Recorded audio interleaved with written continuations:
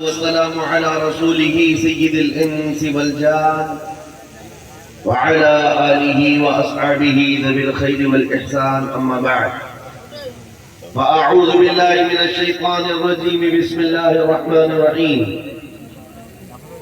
يريدون ليطفئوا نور الله بأفواههم ويأبى الله إلا أن يتم نوره ولو كره الكافرون صدق الله مولانا العظيم.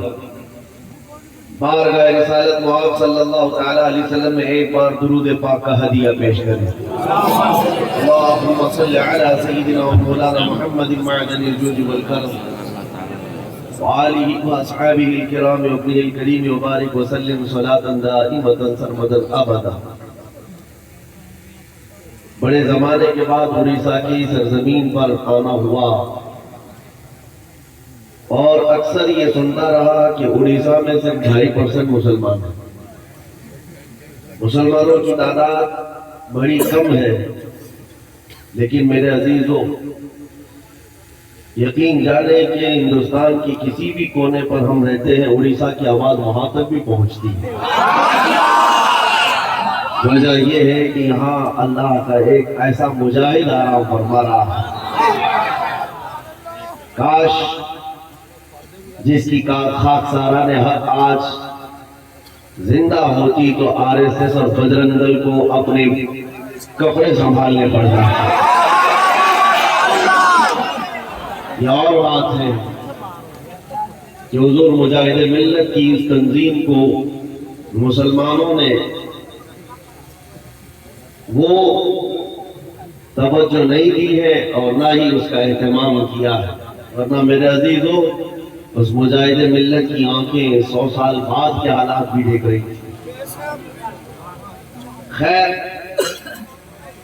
اللہ تبارک و تعالی اس مجاہد ملت کا کوئی ثانی ضرور پیدا فرمائے. دین اسلام یتیم نہیں رہ سکتا.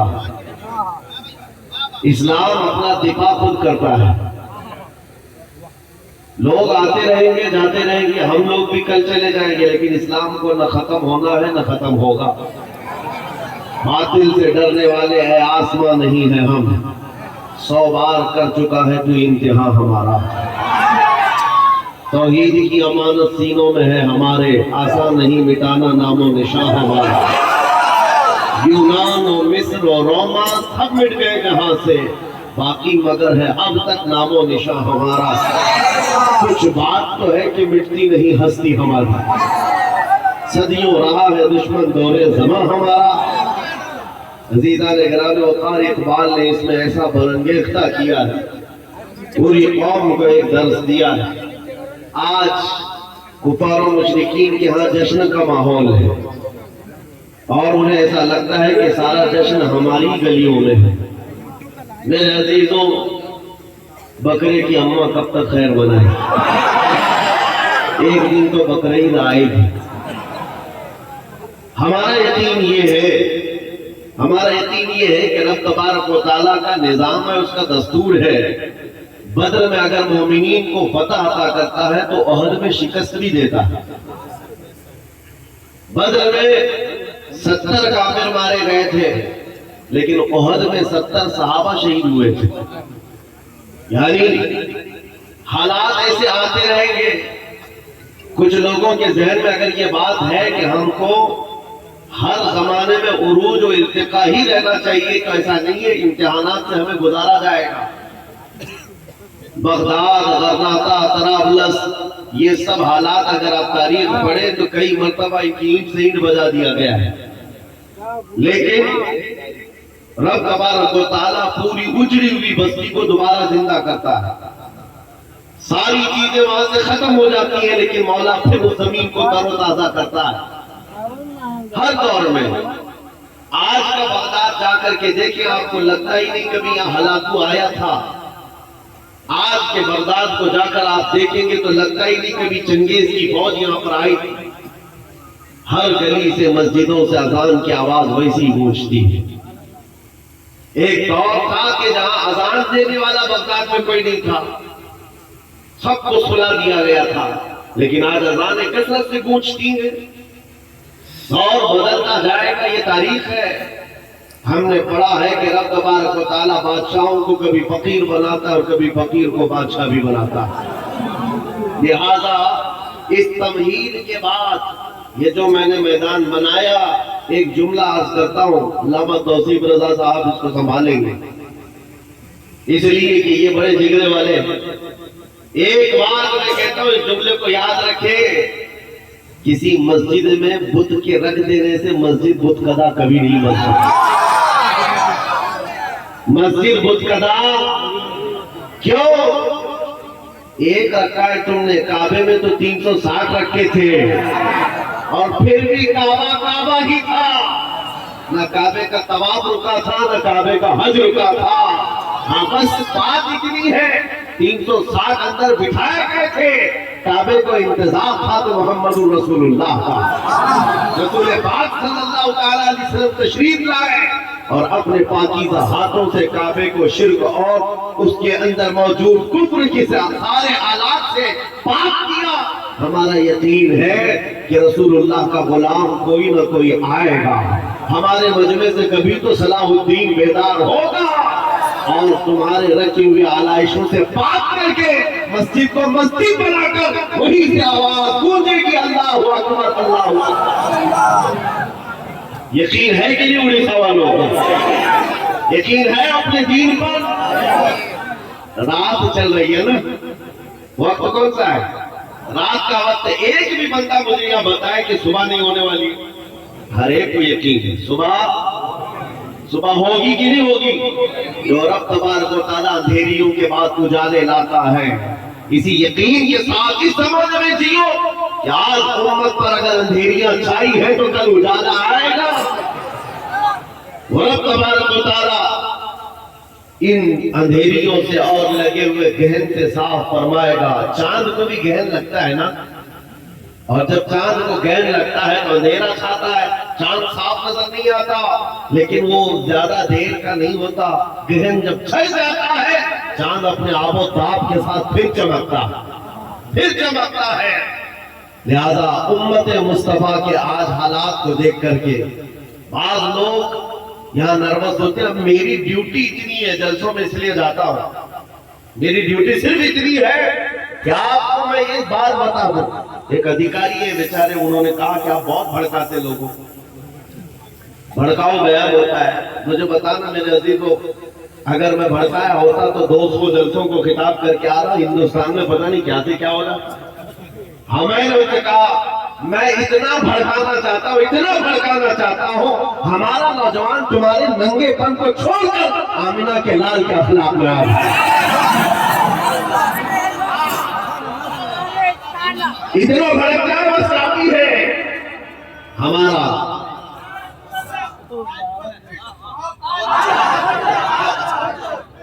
اگر اس کو بھڑکانا کہا جاتا ہے تو ہم صبح شام بھڑکائیں، صبح شام لوگوں کو عبادت کی ترغیب دے۔ آ جاؤ اس دربار میں جہاں پر کوئی آیا ہے تو صدیق بن کر نکلا ہے، جس کے قدموں سے وابستہ ہو کر خطاب کا بیٹا فاروق اعظم بنا ہو، جن کے دربار سے وابستہ ہونے کے بعد ابو طالب کے شہزادے حیدر کرار بنتے ہو۔ اس دربار سے کیا نہیں ملتا میرے عزیزوں، وہاں سے کیا نہیں ملتا۔ بات صرف اتنی ہے، میں صرف اور صرف میری ڈیوٹی میں بتا رہا ہوں، یہ دور ایسا ہے ابتلا و آزمائش کا، امتحانوں کا، دیکھنا ابھی کتنے اس میں سے نکلتے ہیں اور کتنے جمے رہتے ہیں۔ اللہ تبارک و تعالیٰ امتحان دیتا ہے۔ جنگ خندق میں آپ تاریخ پڑھیں گے، یہ تیسری بڑی جنگ ہے اسلام میں۔ جنگ خندق کے موقع پر کفار مشرکین 12,000 کی تعداد میں آئے تھے، جب صحابہ اکرام کی تعداد 4,000 سے زیادہ نہیں تھی، اور مہینے بھر تک خندق کھودتے رہے۔ سخت ٹھنڈیوں کے دن تھے اور فاتح کشی ایسی کہ اسی خندق کے کھودنے کے موقع پر رسول پاک صلی اللہ علیہ وسلم نے اپنے پیٹ پر پتھر باندھے تھے، اور اس وقت جو منافقین تھے جو ساتھ میں آئے تھے، کیونکہ بدر میں انہوں نے کامیابی دیکھی تھی اور اس کے بعد کچھ جنگوں میں مال غنیمت انہیں آہارت آیا تھا تو حضور کے ساتھ آ گئے تھے، لیکن جب یہ جنگ کا میدان سخت ہو گیا، کفار و مشرکین زیادہ ہو گئے، تو کیا کہنے لگے کہ نہیں ہمارے گھر میں عورتیں اکیلی ہیں، ہم کو جانا پڑے۔ سورۃ الاحزاب میں پورا واقعہ موجود ہے۔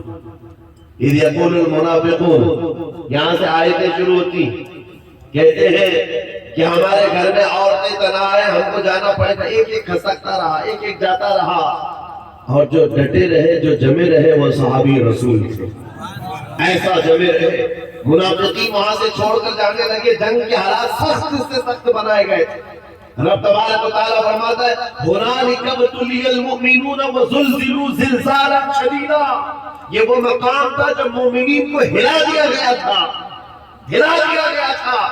آپ کو پتہ ہے سعد ابن معاذ کی نس کٹ گئی تھی اور اس کا خون کا فوارہ حضور کے چہرے پر تک آتا تھا جب وہ سامنے آتے تھے، لیکن انہی زخموں کے حالت میں وہ مہینہ بھر تک کھڑے رہے۔ کھانے پانی کے لیے ان کے ہاں حالات ایسے تھے کہ ایک کھجور پر 10 صحابہ گزارا کرتے، ایک کھجور پر۔ اور ایک صحابی نے بھی یہ نہیں کہا سامنے جو جماعت ہے اس دور کی بی جے پی رہی ہو، جن کے پاس سارے پونجی پتی جمع ہو گئے، مشرکین کے سب کچھ وہاں تھا۔ ارے رات کو جب پکاتے تھے تو وہ روٹیوں کی خوشبو ادھر بھی آتی، ادھر بھوکے صحابہ تھے۔ ایک صحابی نے بھی نہیں کہا چلو ادھر جا کر کے کھانا کھا کے آتے۔ میرے آقا صلی اللہ علیہ وسلم نے فرمایا مجھے اندازہ ہے کہ تمہیں بھوک کی شدت سے پریشان کیا ہوگا۔ جانتے ہو صحابہ کیا کہتے ہیں؟ آقا جب تیز بھوک لگتی ہے تو ہم آپ کا چہرہ دیکھتے ہیں۔ جس کے پاس رسول پاک ہوں تو پھر نہ اسے بوٹی بلاتی ہے نہ روٹی بلاتی ہے۔ صحابہ اکرام کا امتحان ہوا، جو منافقین چھوڑ کر جانے والے تھے چلے گئے۔ رب تبارک و تعالیٰ نے قرآن پاک میں فرمایا ہے کہ نہ ہی ان کی عورتیں تنہا تھی، نہ ہی ان کے گھر بے چھت تھے، کچھ نہیں تھا، بہانہ بنایا۔ اور پھر رب تبارک و تعالیٰ نے ایسی آندھی بھیجی جس سے کفار و مشرکین کے پیر اکھڑ گئے، سب بھدک گئے ان کے جانور، اور ایسی حالت میں وہ رفو چکر ہوئے، میدان سے بھاگتے ہوئے، مال سب کچھ چھوڑ کر۔ اور پھر اللہ تعالیٰ نے مدینے والوں کو فتح مبین عطا فرمایا، رسول پاک کے صحابہ کو وہ عظیم فتح عطا فرمائی۔ میں ایک اور بات بتاتا ہوں، مہینہ بھر تک خندق پہ کھودتے رہے، مہینے بھر تک جنگ کا مقابلہ کرتے رہے، اور اس کے بعد تک تھکے ہارے زخموں سے چور مدینے جا رہے تھے۔ بیچ راستے میں جبرائیل امین آئے، عرض کیا یا رسول اللہ صلی اللہ علیہ وسلم، رب تبارک و تعالیٰ کا حکم ہے کہ اپنے صحابہ کو لے کر بنو نذیر کے مقابل میں چلیں، ایک اور جنگ میں جانا ہے۔ مدینے پہنچے نہیں، 5 کلومیٹر کا فاصلہ ہے صرف خندق کے مقام سے لے کر مدینہ۔ ابھی بیچ راستے میں جبرائیل امین آئے، حضور سے کہا کہ یہاں سے رب تعالیٰ فرماتا ہے بنو نذیر کے مقابل میں آپ جنگ میں چلیں۔ حضور پاک صلی اللہ علیہ وسلم رکے، صحابہ کو دیکھا زخموں سے چور چور ہیں، کپڑے پھٹے ہوئے ہیں، کس کا ہاتھ رس رہا ہے خون سے، کسی کا پیر۔ حضرت ابو ہریرہ نے اس کو بعد میں بیان فرمایا ہے کہ صحابہ کہتے تھے اس وقت سب کے ناخن اکھڑ گئے تھے۔ یہ ساری چیزیں موجود تھی صحابہ کے اندر۔ نبی پاک صلی اللہ علیہ وسلم نے روک کر کے پوچھا کہ کیا خیال ہے؟ جبرائیل امین کا حکم آیا، اللہ کا حکم آیا، جبرائیل امین نے سنایا ہے، کیا یہی سے ہمیں بنو نذیر کے مقابل میں جنگ میں جانا ہے؟ صحابہ یہ تو کہتے ہیں کہ یا رسول اللہ مہینے بھر تو خندق کھودتے رہے، مہینہ بھر ان کا مقابلہ کرتے رہے، ذرا بیوی بچوں سے تو مل کے آئے، زخم پٹی تو کر کے آئے، مرہم پٹی کر کے آئے، کھا پی کر کے آرام کر کے آئے، پھر دوسری جنگ میں جائیں گے؟ نہیں میرے عزیزو، صحابہ سے جب رسول پاک نے فرمایا تمہارا کیا خیال ہے، ہر صحابی کہتا ہے یا رسول اللہ دیر کس بات کی، چلے ابھی یہی سے چلتے ہیں، یہی سے چلتے ہیں۔ میں نے یہی پوچھا ان صحابہ سے کیا زخموں کا درد نہیں ہوتا تھا، گھر سے دور اور جدائی کا یہ غم نہیں ستاتا تھا، گھروں کو تنہا مدینے میں چھوڑ کر نبی پاک صلی اللہ علیہ وسلم کے ساتھ مہینوں گزارتے تھے، کوئی تکلیف نہیں ہوتی تھی؟ تو صحابہ کا یہ نعرہ ہے آج کے مسلمانوں کے لیے میرے عزیزو، ہر ستم ہر مصیبت کا وارہ ہے، یا رسول اللہ بس تم کہہ دو کہ تو ہمارا۔ بس آج کا دور وہی ہے کہ آندھیاں آئی ہے، هنالک ابتلی المؤمنون وزلزلوا زلزالا شدیدا۔ رب تعالیٰ فرماتا ہے مومنین کو آزمائش میں ڈال دیا گیا تھا، ہلا دیا گیا تھا۔ آج کا دور آزمائش کا ہے، کیسے؟ سکتہ، حکومت، طاقت ان ظالموں کو دیا گیا ہے جو تمہارے خون کے پیاسے ہیں، تمہاری مسجدوں معبدوں خانقاہوں کے دشمن ہیں، اور ان کا دیکھ کر کے جب پاور سب ان کے پاس ہے تو بعض جبہ ٹوپی والے بھی ادھر نکل گئے۔ یاد رکھو یہ وہی منافقین ہیں جو ہر زمانے میں دھوکہ دیتے رہے، اور رب تبارک و تعالیٰ امت کی صفائی کے لیے کچرے سے اس کو صاف کرنے کے لیے حالات پیدا کرواتا ہے۔ چھٹیں گے منافقین، اور اب تمہارا شمار کس میں ہوتا ہے وہ دیکھ لینا۔ ہاں، کس کی جے پکارتے ہو، کس کا پٹا گلے میں ڈالتے ہو، حالات ان کے ہے، سکتا ہے ان کی طرح ہمیں ان کے پاس جانا چاہیے۔ کتنے تو ایسے ہیں جو در بدلو آج ادھر سے ادھر بھاگے نکلے، کدھر جہاں پاور دیکھا وہاں بھاگتے رہے۔ حضرت کے صوبے میں تو حال یہ ہے جس کی حکومت ہوتی ہے گاڑیوں کے اسی کے جھنڈے لگتے ہیں، صاف جگہ وہیں پر چلتا رہتا ہے۔ ہم نے کسی سے پوچھا کہ بھائی یہ جھنڈے بھی بدل گئے، نام بھی بدل گیا، کیا بات ہے؟ کہا جس کا پاور ہے، جس کی حکومت ہے اس کے ساتھ چلنے میں فائدہ ہے۔ اے مسلمانوں، میں کہتا ہوں دنیا نے ہمیں یہ سکھایا ہے جس کی حکومت ہوتی ہے اس کے ساتھ چلنے میں فائدہ ہے۔ بریلی کا تاج الشریعہ کہتا ہے جہاں میں ان کی چلتی ہے وہ دم میں کیا سے کیا کر دے، زمین کو آگ پر کر دے، سوریا کو کھڑا کر دے۔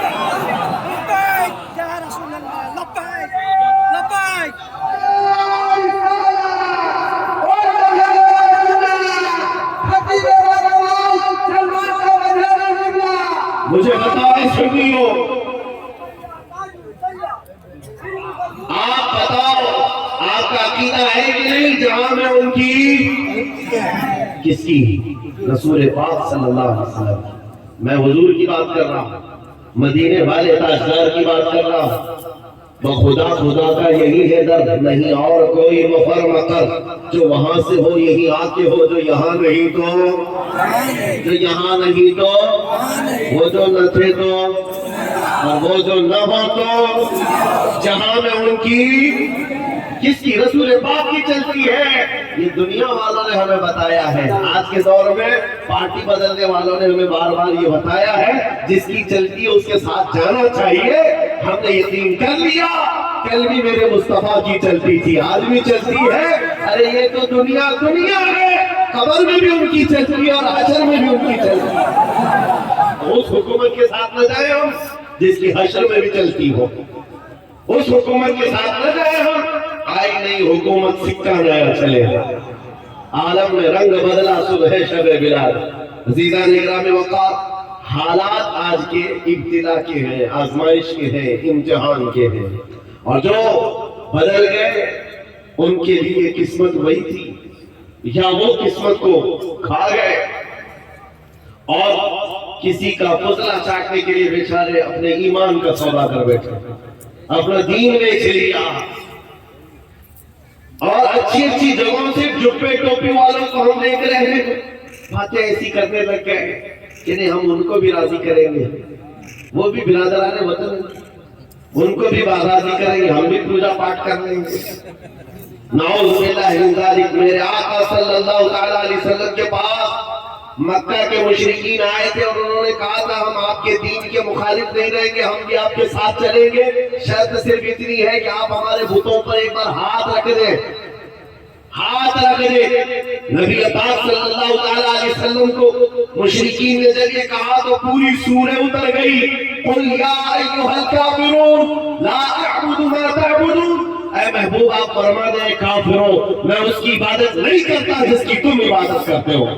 حضور نے فرمایا تم ہاتھ رکھنے کی بات کرتے ہو، میں نظر اٹھا کے بھی نہیں دیکھوں گا۔ جو باطل ہے اس کو باطل کہا جائے، جو شرک ہے اس کو شرک۔ اب اگر اتنا زیادہ ڈھیلے ہو جاؤ گے تو کل تمہارے کلمے پر بھی سوال ہوگا، کلمہ پڑھنے نہیں دیں گے۔ آج ہی ڈیبیٹ شروع ہو چکے، لا الہ الا اللہ کا مطلب ہے کوئی خدا نہیں، یہ مسلمان ہمارے خداؤں کا انکار کرتے ہیں۔ ظالموں تمہیں آج ترجمہ سمجھ میں آیا، ہم 1400 سال سے انکار ہی تو کر رہے ہیں، پہلے نبی ہے بعد میں اس بات ہے، ہم ساروں کا انکار کرتے ہیں سوائے اللہ کا، ہم کسی کو خدا۔ ہاں ایک بات یاد رکھو مسلمانوں، آج تمہیں کسی کے سامنے جھکنے کی ضرورت کیوں جھکے آدمی؟ ہمارا حال تو یہ ہے میرے عزیزو، ایک بات بتاؤں اس قوم کی خصوصیت، جیسے بھی جاہل قوم پڑھی لکھی ہو یا نہ ہو، ان پڑھ ہی کیوں نہ ہو، ہمارے مسلمانوں کی بات کر رہا ہوں، مسجدوں میں جاؤ، امام جو کھڑا ہے نا، اس امام سے کہو اپنے باپ کا نام لے کر قوم کو جھکا کر دکھائے۔ کوئی امام اپنے باپ یا بادشاہ وقت کا نام لے کر رکوع میں جائے اور کہے لوگوں سے اس نام پر تم بھی رکوع میں جاؤ، کوئی جا سکتا ہے؟ نہیں۔ اکبر نے کوشش کیا تھا، اکبر بادشاہ، اس کا نام اکبر تھا، اس نے پورا دین بدل لیا اور نمازوں میں اپنا نام شامل کر دیا کہ اس کا نام لیا جائے تو رکوع ہو، سجدہ ہو۔ اس وقت مرد قلندر مجدد الفسانی کھڑا ہوا، کہا دین ہوگا تو مصطفیٰ کا ہوگا، سر جھکے گا تو اللہ کے نام سے، بادشاہ کے نام پر نہیں جھکے گا۔ اور ہماری خصوصیت یہ ہے، امام ہزار بڑے لوگوں کا نام لے کر جھکائے، قوم ہماری نہیں جھکتی، لیکن اگر کسان کا بچہ چھوٹا سا حافظ قرآن بھی ہو اور پیچھے بڑا سا بڑا مالدار کھڑا ہو، وہ بچہ اگر اللہ اکبر کہے تو ہر ایک کی پیشانی جھک جاتا ہے۔ پتہ یہ چلا اس قوم کو اگر جھکایا جا سکتا ہے تو صرف ایک نام ہے، اللہ اکبر۔ اس کے علاوہ کسی نام سے ہم نہ جھکے تھے، نہ کبھی نہیں جھکیں گے، اسی ایک نام سے جھکتے ہیں۔ اور حد تو یہ ہے میرے عزیزو، ہماری خصوصیت اور ایک ہے، اسپیشیلٹی تمہاری اور ہماری، ہم جس دن پیدا ہوئے تھے اسی دن کان میں مؤذن نے کیا کہا تھا؟ بچوں کو اذان دیتے ہیں کہ نہیں کان میں؟ سب سے پہلا جملہ جب ہم دنیا میں آئے تھے مولوی صاحب نے کان میں پکار دیا تھا، اللہ ہو، کیا مطلب اللہ سب سے؟ ہاں، جس دن پیدا ہوئے اسی دن تمہیں یہ عقیدہ بھی دے دیا کہ اللہ سب سے، ہاں، کوئی تختے والا کوئی حکومت والا نہیں، اللہ سب سے۔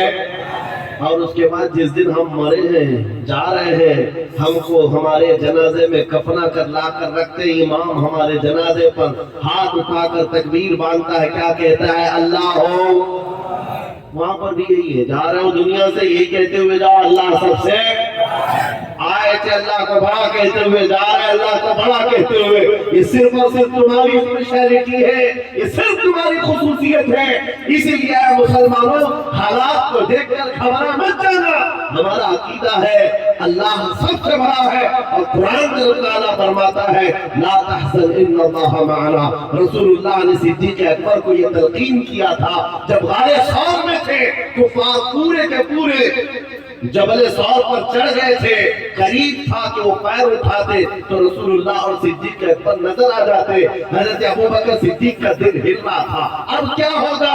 سارے مشرکین آ گئے، پکڑیں گے رسول اللہ کو ایذا نہ دے۔ تب نبی پاک کا یقین دیکھو، حضرت صدیق اکبر کے سینے پر ہاتھ مارا اور کہا لا تحزن ان اللہ معنا، گھبرا مت، اللہ ہمارے ساتھ ہے، اللہ ہمارے۔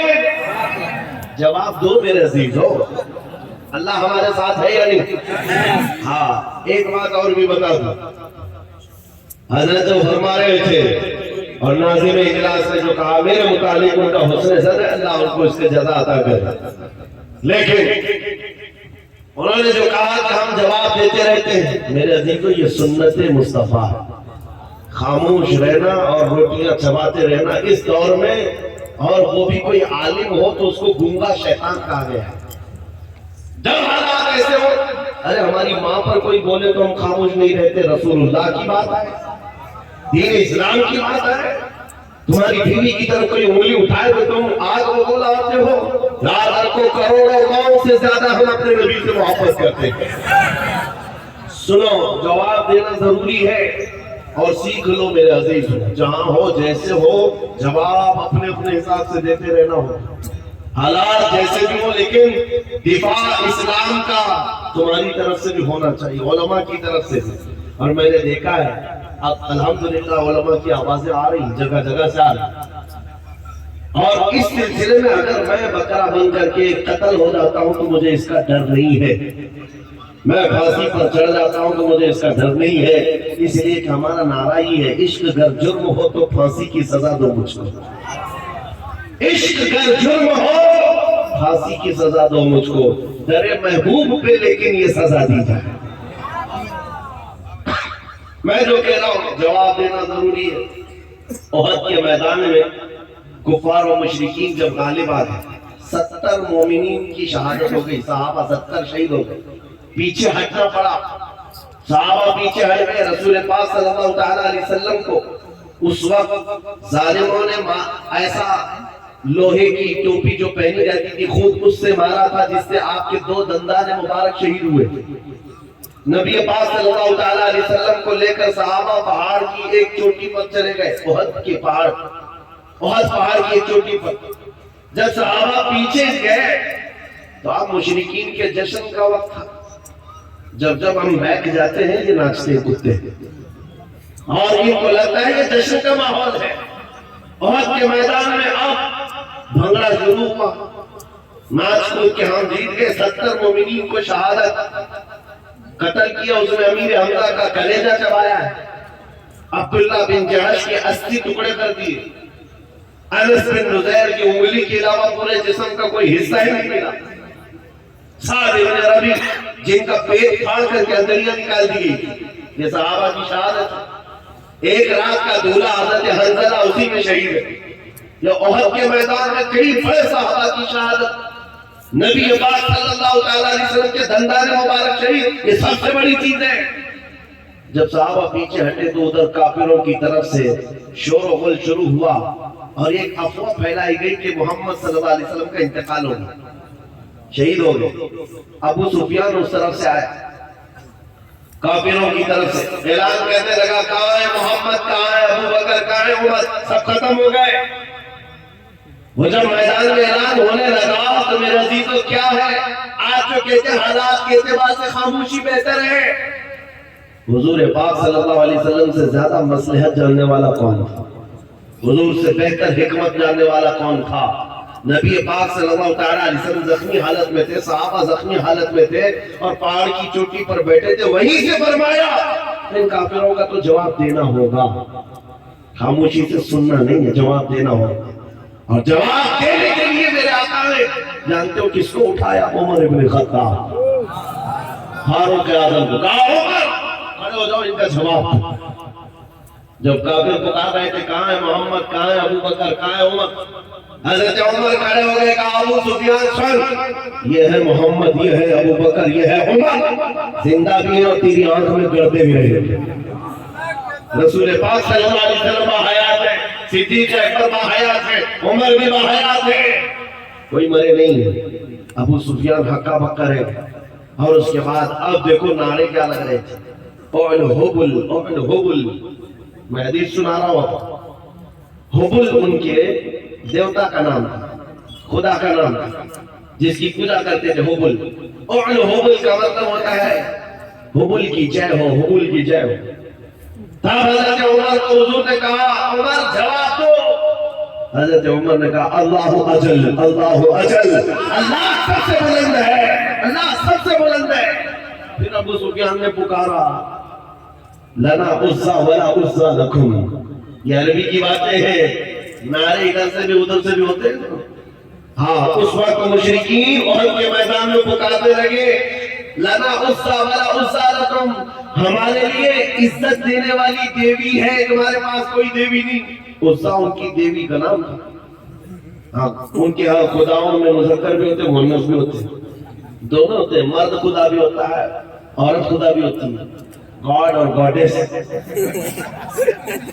ہوتا ہے۔ ہاں عزا ان کی دیوی کا نام تھا۔ وہ ابو سفیان کہنے لگا ہمارے پاس تو عزا ہے جو عزت دینے والی ہے، تمہارے پاس کچھ نہیں۔ حضور نے فرمایا عمر جواب دو۔ جواب تو حضرت عمر نے کہا اللہ مولانا ولا مولا لکم، اللہ ہمارا مددگار ہے، تمہارا کوئی نہیں۔ جواب برابر برابر کا چل رہا تھا تو ابو سفیان خاموش۔ اس کے بعد آخر میں کہنے لگا کوئی بات نہیں عمر، تم لوگ زندہ ہو لیکن بدلہ برابر ہو گیا۔ بدر کے میدان میں ہمارے 70 تم نے مارے تھے، احد کے میدان میں 70 ہم نے تمہارے مارے، برابر برابر ہو گیا۔ کمال کا جواب دیا حضرت عمر نے، کمال کا جواب ہے۔ ابو سفیان کہنے لگا برابر برابر ہو گیا، تم نے 70 ہمارے مارے تھے، ہم نے 70 تمہارے مارے ہیں، جنگ برابر ہو گئی۔ حضرت عمر جلال میں کہتے ہیں او ابو سفیان کون سی برابری کی بات کر رہا ہے؟ 70 تمہارے اور 70 ہمارے مارے گئے تو کیا برابری ہے؟ ہر جائز نہیں. تمہارے جو مرے ہیں وہ دوزخ میں ہیں, ہمارے جو مرے ہیں وہ جنت میں ہیں.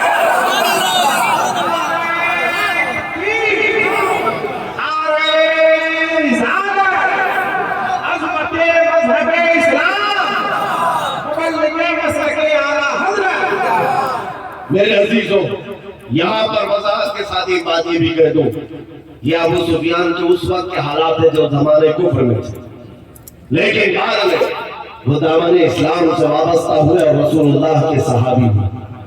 ہم ان کی شان میں ادنا برابر بھی توہین نہ کر سکتے ہیں اور نہ برداشت کر سکتے ہیں. ایک بات یاد رکھیں, سیدنا ابو سفیان رضی اللہ تعالیٰ, لیکن حالت کفر کے حالات تھے. جب مقابل میں چیزیں آئی تو تاریخ میں جو چیز رقم ہے وہ بیان کی جاتی ہے.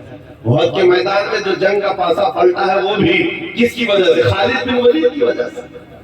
جب وہ ان کی طرف سے سپہ سالار بن کر کے آئے تھے اور احد کے میدان کا پاسا ہی پلٹ دی, لیکن جب حضور پاک صلی اللہ علیہ وسلم کے دامن سے وابستہ ہوئے تو سیف اللہ المسلول بن گئے رضی اللہ تعالیٰ عنہ.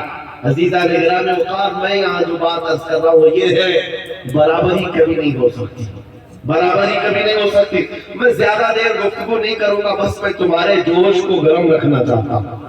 نروس نہیں ہونا. غزہ کے حالات دیکھ کر کے, فلسطین کے حالات دیکھ کر کے رونا کس کو نہیں آتا؟ ہر ایک کو آتا ہے, رونا سب کو آتا ہے. لیکن اس کا مطلب یہ نہیں ہے کہ اب دین اسلام ختم ہو جائے گا, نہ, ہرگز نہیں. ہمارے مر جانے اور ہمارے قتل ہو جانے کا نام اسلام کا ختم نہیں ہے. اور چند دنوں پہلے ایک نوجوان نروس تھا, مایوس تھا. کیوں؟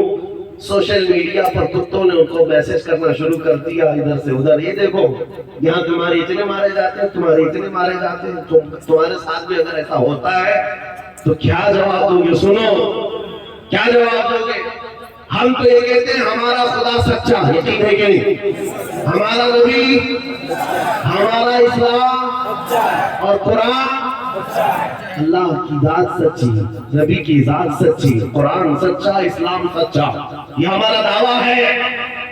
تب ان ظالموں کی طرف سے یہ بات آتی ہے کہ تمہارا جب سب ٹھیک ہے, سب اچھا, سب سچا, تو سب سے زیادہ تمہارے کیوں مارے جاتے ہیں؟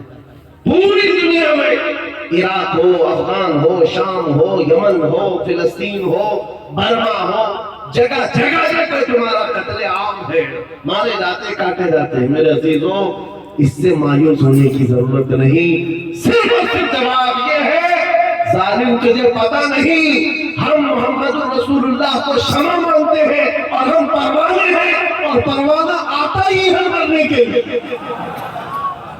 پروانہ پیدا ہوتا ہی ہے مرنے کے لیے. اب نہ مرے تو پروانہ کیسا؟ تو شمع رسالت ہے, عالم تیرا پروانہ, تو ماہ نبوت ہے, اے جلوہ جانانا.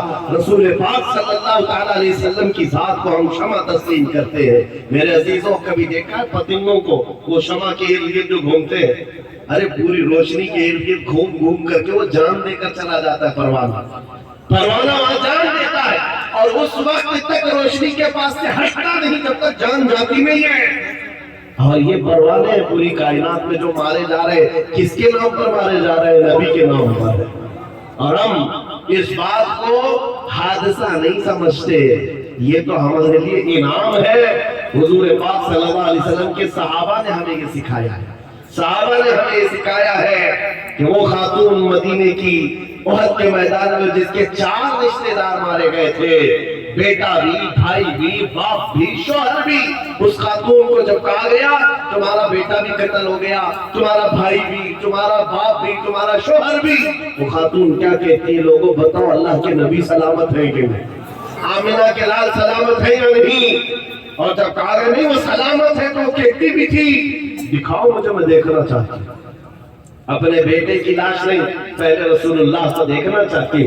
اور جب دیکھا آنچل سامنے پھیلا کر کہتی میرا جان سلامت تو پوری کائنات سلامت. یا رسول اللہ کل مصیبت بعدک جلل, اے اللہ کے نبی اگر آپ ہیں تو پھر ہر مصیبت چھوٹی ہے, ہر مصیبت چھوٹی ہے. یہ صحابہ نے ہمیں سکھایا. موت اگر حضور پاک کے نام پر آتی ہے تو یہ ہمارے لیے حادثہ نہیں ہے, ہمارے لیے تحفہ ہے, یہ تحفہ ہے. خوش نصیبوں کو حضور پاک کی خدمت اور وفاداری میں چن لیا جاتا ہے۔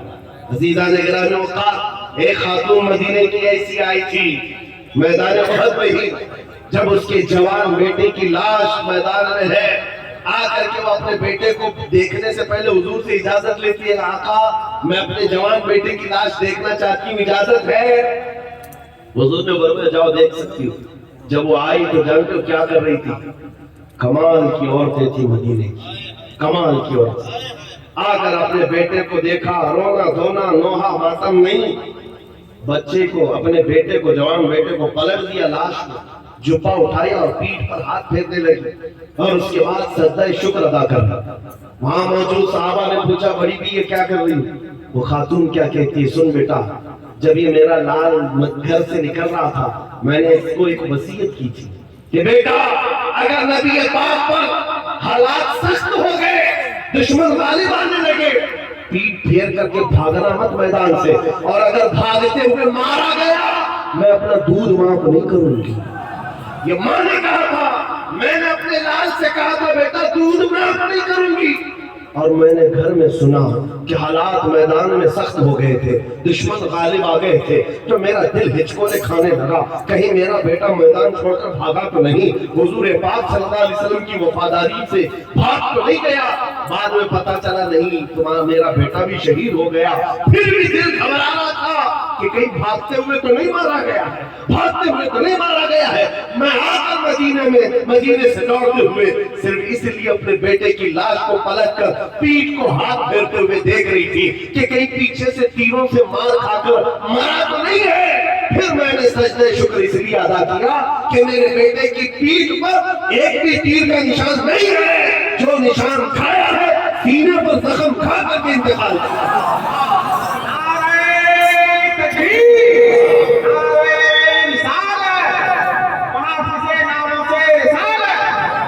نوجوانوں ان کے لیے احساس تھا، اپنے جوانوں کو، اپنے لالوں کو نبی پاک کے قدموں میں ڈال دیتے اور اس کے بعد پھر یہ کہتے جان دی ہوئی اسی کی تھی، حق تو یہ ہے کہ حق ادا نہ ہوا۔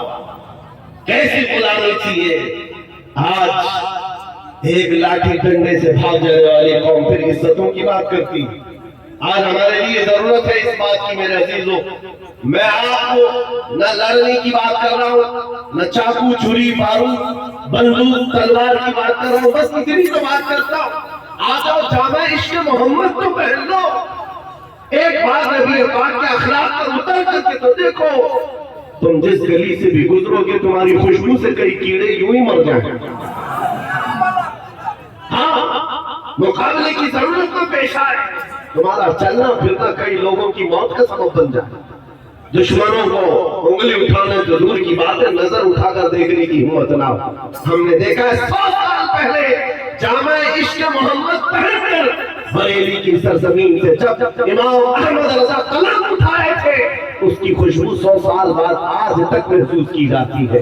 یہاں تو خوشبو محسوس کی جاتی ہے لیکن نجدی قلعوں کے اندر آج بھی زلزلہ محسوس کیا جاتا ہے۔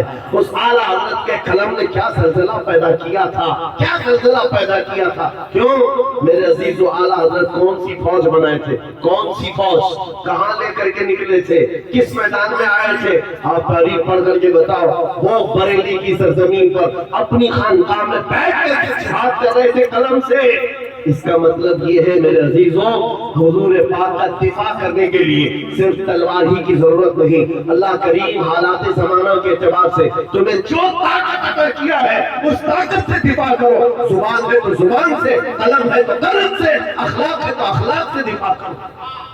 دفاع ہر میدان میں کر سکتے ہو اور اس کا اثر ہوگا۔ آپ کیا سمجھتے ہیں اثر نہیں ہوتا؟ جو لوگ یہ سمجھتے ہیں نا، پہلے بھی ہم بچے تھے، خام خیالی ہمارے ایک کے چاہنے سے کیا ہوگا؟ نکار خانے میں طوطے کی آواز کوئی معنی نہیں رکھتی، یہ مشہور محاورہ ہے۔ جہاں بڑے بڑے ڈھول بج رہے ہوں اور طوطا پکارے تو کہاں جا آئے، لیکن یہ محاورہ الٹا ہے۔ کیسے بھی بڑے ڈھول بج رہے ہوں، طوطا اگر اخلاص سے پکارے تو اسی کی آواز گونجتی، اسی کی آواز گونجتی ہے۔ 2 سال پہلے جس پاکھنڈی کو ہم نے پکارا تھا وہ کوئی 50,000 کا مجمع نہیں تھا، وہ کوئی بہت بڑی کانفرنس نہیں تھی، وہ کوئی بہت بڑے मीडिया प्लेटफॉर्म से नहीं पुकारा गया था। एक मस्जिद थी, सामने 50 लोग बैठे होंगे, लेकिन दर्द के साथ जब पुकारा, सटीक निशाना सीधे उसी कुत्ते तक पहुंचा।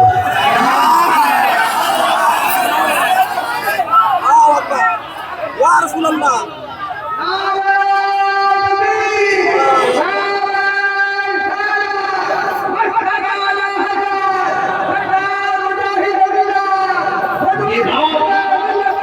ये बात इसीलिए आज कर रहा हूं, आप भूल जाओ हमारे एक के कहने से क्या होता है। ये कहना छोड़ दो, ये कहना छोड़ दो, तन्हा भी खड़े हो जाओ।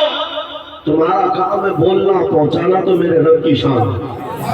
हमने देखा है पूरे सिर्फ हिंदुस्तान ही नहीं, पूरे आलम इस्लाम में यावा।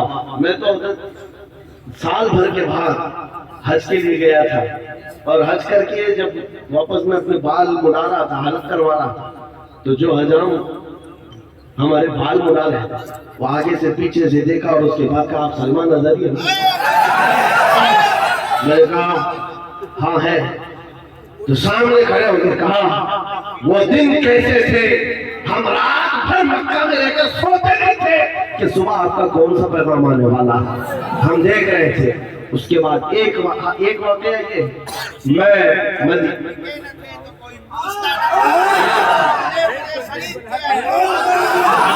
मदीने से ही बात है, हमारी जिंदगी का खुलासा मैं बता रहा हूँ। पूरा हिंदुस्तान कितना चाहता है अपनी जगह पर, मदीने तैयबा में हाजिरी देकर बाहर निकल रहा, सफाई करने वाले वो हमारे मुल्क से होंगे या पाकिस्तान से होंगे, ड्रेस पहने रहते हैं, और वहां पर भी वो लाल दुपट्टे वालों की उनकी बहुत नजर ज्यादा होती है, बचते बचाते। करीब में आए, जन्नतुल बकी के पास जा रहा था, एक साहब आए, उन्होंने पकड़ कर कहा, मैं आपसे मुसाफा करना चाहता हूँ, हाथ चूमना चाहता हूँ। वहां नहीं कर सकता था, यहाँ तक आ गया आपके पीछे।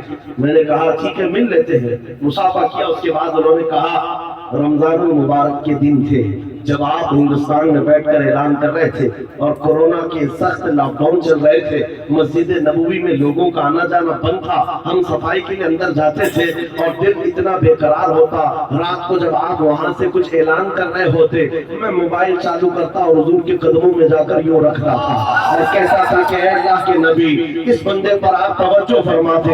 ये उनका मोहब्बत का, उनके इखलास का या उनकी ये हमदर्दी का इजहार था। लेकिन उसी दिन मैंने समझ लिया, हमारी बात हुजूर के कदमों तक पहुंच गई, ये हमारी जिंदगी की मेराज। अगर हुजूर पाक सल्लल्लाहु अलैहि वसल्लम तक ये बात पहुंच रही है और पहुंची ना होती तो ये मदद का हाल होता भी नहीं, ये हालात होते भी नहीं। ये उनका करम है, वरना मुझ में तो ऐसी बात नहीं। अजीज़ान गिरामी वक़ार, मैं जो है ये बात के लिए सारी चीजें बता रहा हूँ, मैं अपनी तारीफ करना या बड़ाई मारने का कायल नहीं हूँ, सिर्फ इसीलिए कह रहा हूँ, ये कहना भूल जाओ कि मेरे एक से क्या होता है, ये सब भूल जाओ। उलमा के लिए हमारे चाहने से क्या होता है, कुछ नहीं, अल्लाह के चाहने से वो तो होता है। रब तबारक व तआला जब चाहे जिसकी आवाज जहां पहुंचाना है पहुंचाता है। अरे मियां, आप तो इंसान हैं, आप तो हुजूर पाक के आशिक हैं, उम्मत है। बगदाद में ततारियों ने जब हमला किया था, पूरे मुसलमानों को ऐसा मजलूम, ऐसा जुल्म किया था कि बेड़ियों में बांध करके बादशाह के सामने लाकर खड़ा किया, और जानते पादरी को ला करके गुस्ताखी कराई जाती थी, हुजूर के शान में गालियां दिलाई जाती थी। एक मुसलमान भी खड़ा होने की ताकत नहीं रखता, सबकी जंजीरें बंधी थी। उन हालात में कौन था जो नबी पाक की इज्जत की डिबा कर रहा था? फतहुल बारी, अल्लामा इब्न हजर अस्क़लानी फतहुल बारी के मुतालिक उन्होंने ये वाक़या बयान किया है। ततारियों के दरबार में बादशाह का एक कुत्ता था पाला हुआ, और सोने की जंजीर से बंधा रहता था। ट्रेंड कुत्ता है, आवारा नहीं, बादशाह का कुत्ता था। पादरी जैसी गुस्ताखी करने लगा, कुत्ता वहीं से भौंकने लगा। लोगों ने कहा, देख तेरी बातें उसे अच्छी नहीं लग रही, भौंक रहा। पादरी ने कहा, उसे क्या समझ आती है कि मैं क्या कह रहा हूँ? फिर वो हुजूर की शान में तौहीन कर रहा था, कुत्ता फिर भौंकने लगा। लोगों ने फिर कहा, नहीं तेरी ही बयान पर भौंक रहा है। उसने कहा, नहीं मेरे बयान पर नहीं भौंक रहा है, वो ऐसी ही है। सिपाहियों ने कहा, वो पागल कुत्ता नहीं, बादशाह का कुत्ता है, यूं ही किसी पे भौंकता नहीं।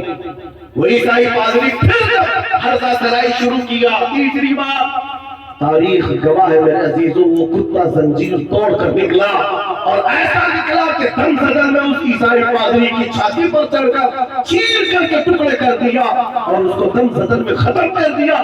اس کتے کی ہیبت پورے دربار میں طاری تھی، کوئی اسے چھونے کی ہمت نہیں کر رہا تھا، کوئی پکڑنے کی ہمت نہیں کر رہا تھا۔ بادشاہ بھی کھڑا ہو گیا، سب کھڑے ہو گئے، اور اس وقت تاریخ میں موجود ہے اس واقعے کو دیکھ کر 10,000 تتاریوں نے اسلام قبول کر دیا۔ 10,000 تتاریوں نے اسلام قبول کر دیا، اور اسی لیے ہم کہتے ہیں میرے عزیزوں، دفاع کرنا ہے، کھڑے ہو جاؤ، کوئی مسئلہ نہیں، اللہ کی مدد آئے گی۔ مجھے بغداد شریف میں ہمارے پڑوسی ملک کے ایک صاحب ہیں، مولانا صاحب ہیں، انہوں نے کہا تھا آپ اتنا بول رہے ہیں، آپ کے ملک میں یہاں کے حالات تو ہم سنتے رہتے بڑے سخت ہیں، یہ موب لنچنگ مارے جاتے، سارے ایسے ویسے حالات ہیں، پھر آپ کیسے بولتے؟ ہم نے ان سے کہا تھا آپ سے زیادہ ہم آزاد ہیں الحمدللہ۔ وجہ یہ ہے کہ ہم نبی پاک صلی اللہ تعالیٰ علیہ وسلم کے وہ کتے ہیں جس کو اعلیٰ حضرت نے کہا تھا کیوں دبے جس پہ حمایت کا ہو بن جا تیرا، کیوں دبے جس پہ حمایت کا ہو بن جا تیرا، شیر کو خطرے میں لاتا نہیں کتا ہے۔ سگے طیبہ سب مجھے کہہ کر کے پکارے بیدم، یہی رکھی ہوں میری پہچان مدینے والے۔ عزیزان گرامی وقار، میرے اس تقریر کا خلاصہ اگر آپ کو سمجھنا ہے تو یہ ہے اپنا تعارف، اپنا انٹروڈکشن۔ اب یہ مالداری سے، منصب سے اور گھر بار سے، جائیداد سے چھوڑ دو، فخر کرنا ہے تو حضور کی نسبت پر فخر کرو، حضور کی نسبت پر، ان کی عزت پر فخر کرو۔ آزار کوئی تم سے یہ کہے اور میڈیا میں دجالی میڈیا بیٹھ کر کے جتنا بھی بھونکے کہ تمہارے حالات بڑے بدتر ہو گئے۔ ابھی میں دیکھ رہا تھا کانگریس کا ایک بڑا لیڈر ہے، وہ کہہ رہا تھا دلت سماج سے بھی زیادہ گئے گزرے ہیں مسلمانوں کے حالات۔ صحیح کہتے ہوں گے تم، ایجوکیشن میں اور بہت ساری چیزوں میں وہ اپنا اینالائز بتاتے ہیں کہ یہ بہت زیادہ بیکورڈ ہے، بہت زیادہ ٹوٹے ہوئے بکھرے ہوئے ہیں۔ ہمیں پتہ ہے، یہ بار بار ہمیں بتاتے ہیں، لیکن اس کے باوجود ہمیں یہ بھی پتہ ہے کہ ہمارا نام تمہارے لیے کتنا زیادہ اہمیت رکھتا ہے۔ یہ ٹوٹی بکھری ہوئی قوم کو 24 گھنٹے تمہارا دجالی میڈیا بھونک بھونک کر کے کیوں بتاتا ہے؟ روٹی ہمارے نام سے چلتی ہے، دکان تمہاری ہمارے نام سے چلتی ہے، بلکہ آج تو حالات ایسے ہیں ان کیڑوں میں سے کسی کو ہیرو بننا ہے تو ہمارا نام لینا پڑتا ہے۔ دین اسلام پر کچھ بول دے، حضور کی ذات پر کچھ بول دے تو وہ ہیرو بننے کی کوشش کرتا ہے۔ ارے ظالموں، تم اپنا کچھ تعارف کراتے اپنے ہی دین سے، تمہیں ہیرو بننے کے لیے بھی اسلام کا سہارا لینا پڑتا ہے۔ اسلام پر انگلی اٹھاتے ہیں تو ان کو لگتا ہے کہ ہم ہیرو بن جائیں گے اپنی قوم میں۔ عزیزان گرامی وقار، آج تک الحمدللہ یہ ہمارا خاصہ ہے، ہم کسی اور پر بول کر کے کبھی ہیرو نہیں بنتے، حضور کی بات کرتے ہیں اور ہر دل پہ راج کرتے ہیں۔ ہمارے پاس کمی کس بات کی ہے؟ ارے حضور کے اخلاق اور حضور کا تعارف اور حضور کی تعریف کرنے پر لگ جائے تو وقت کا مجدد بھی یہ کہتا ہے حیران ہوں میرے شاہ میں کیا کیا کہوں تجھے، لیکن رضا نے ختم سخن اس پہ کر دیا، خالق کا بندہ خلق کا آقا کہوں تجھے۔ کیا کم ہے ہمارے پاس بیان کرنے کے لیے؟ عنوان اتنے، مواد اتنے۔ میں مصر میں ایک خطیب کو جانتا ہوں، نابینا ہے، پیدائشی نابینا، اور ایک سلسلہ دندرابیہ وہاں پر ہوتا ہے، وہ صوفیہ اکرام کا سلسلہ ہے۔ مسجد میں ہم کبھی جمعہ میں جاتے تھے، وہ خطیب جو بیان کرتے حقیقت محمدیہ پر، علامہ صاحب میں کہہ رہا، وہ بیان کر رہے تھے، 2010 کی بات کر رہا، اور ان کا بیان دل پر رکت کاری کرتا تھا حضور کی شان میں جو بیان کرتے۔ میں نے جمعہ کے بعد ان سے مصافحہ کیا اور ان سے کہا کہ آپ اس عنوان پر کتنا بہترین خطاب کرتے ہیں۔ انہوں نے کہا پچھلے 12 سال سے میں اسی عنوان پر گفتگو کروں، ابھی تک اس موضوع سے ہٹا نہیں۔ پچھلے 12 سال سے ہر جمعہ ایک ہی موضوع ہے اور ہر جمعہ وہ الگ عنوان ہے، اور انہوں نے کہا کہ میں نے قسم کھائی ہے جب تک میری زبان چلتی رہے گی اسی عنوان پر بولوں گا۔ حضور کے اخلاق پر، حضور کی حقیقت محمدیہ ان کا موضوع ہے۔ میرے عزیزوں، یہ تو ایک مثال میں بتا رہا ہوں، کہاں کہاں کتنے بڑے بڑے آئے۔ سعدی شیرازی نے کہا تھا بلغ العلا بکمالہ کشفت دجا بجمالہ حسنت جمیع خصالہ صلو علیہ وآلہ۔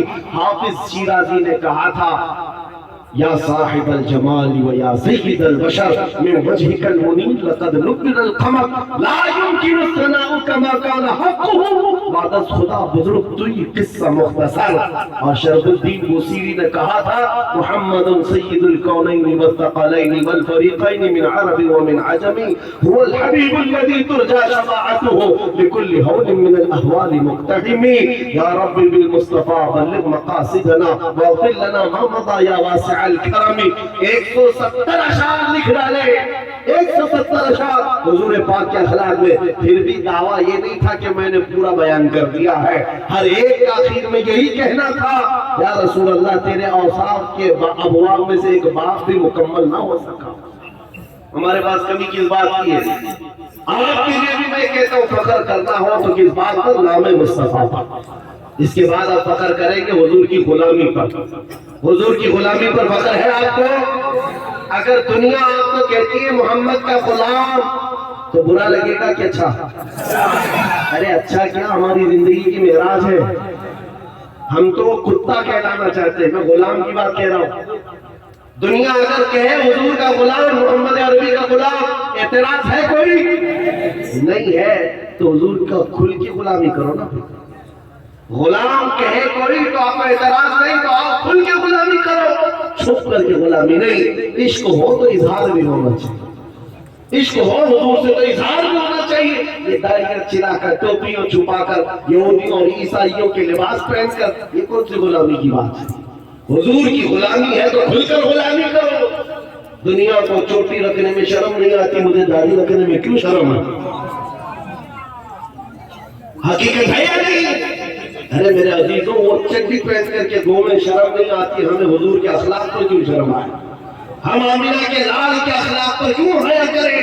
اس لیے کہ ہمارا عقیدہ یہ ہے کہ پوری کائنات میں سب سے زیادہ حسین کوئی چہرہ ہے تو آمینہ کے لال کا. عقیدہ ہے کہ نہیں ہے؟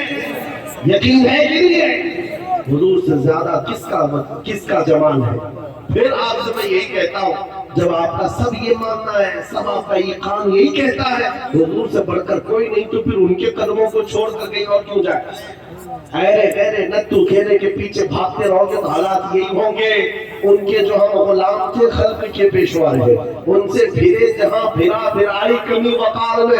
آج جانتے ہو اعلیٰ حضرت امام احمد رضا خان فاضل بریلوی رضی اللہ تعالیٰ عنہ کا مقام و مرتبہ پوری دنیا میں اتنا بڑا کیسے ہے؟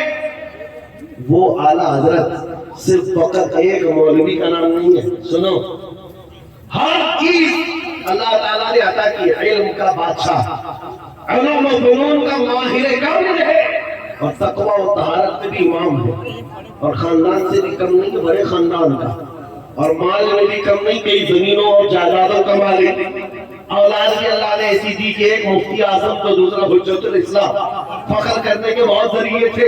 بریلی کا بڑا زمیندار ہوں میں, فتاوی رضویہ لکھنے والا ہوں میں, مفتی اعظم حجت الاسلام کا باپ ہوں میں, نقی علی اور رضا علی کا بیٹا پوتا ہوں میں. ان ساری باتوں پر امام احمد رضا کو فخر کرتے ہوئے کبھی نہیں دیکھو گے.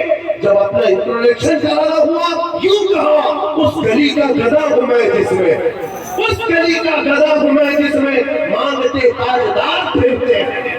اور ان کتوں کو بتایا تھا اعلیٰ حضرت نے, جو آج دھرم پریورتن کرتے, اپنا نام بدل کر کے, دین بدل کر کے, دوسروں کی دھوتیاں اور جوتیاں اٹھانے کے لیے نکلے تھے. اعلیٰ حضرت نے 100 سال پہلے کہا تھا یا رسول اللہ, جو تیرے در سے یار پھرتے ہیں, در بدر یوں ہی خار پھرتے ہیں.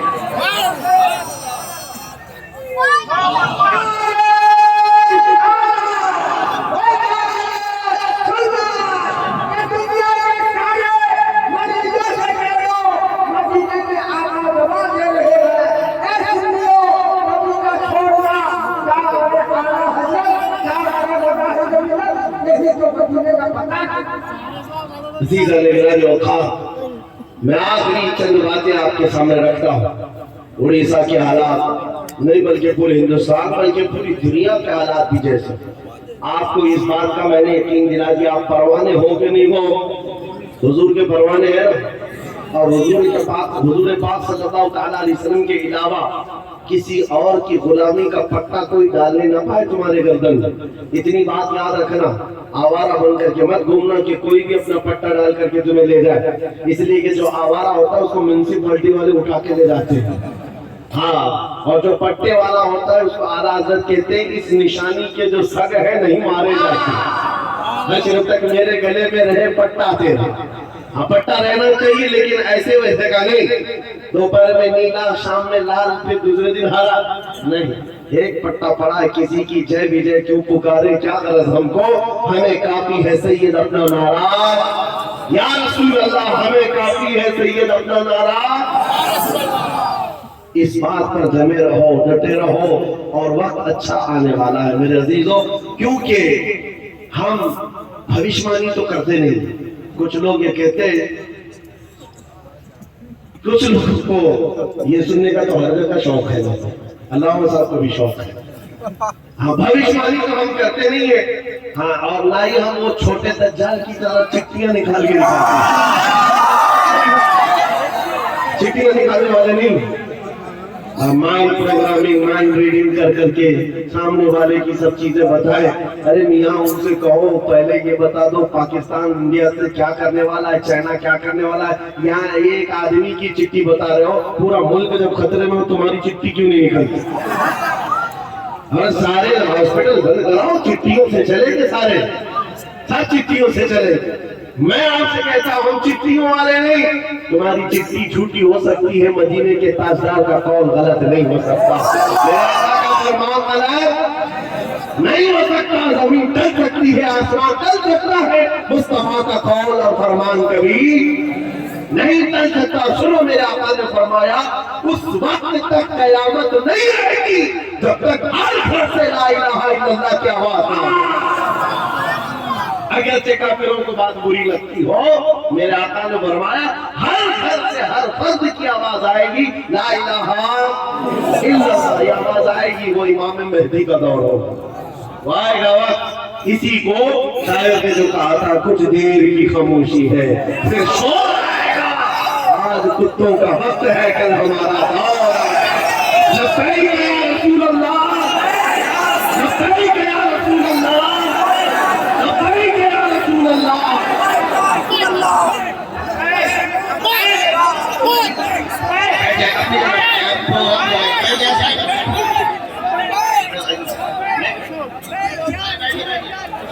ابھی جو ہے غلام نور مجسم صاحب اور احمد الفتاح صاحب کے کلام ہوں گے. بیٹھ جائیے سارے لوگ, بیٹھ جائیے. ارے بیٹھ جائیے, بیٹھ جائیے, بیٹھ جائیے, بیٹھیے آپ لوگ, بیٹھیے.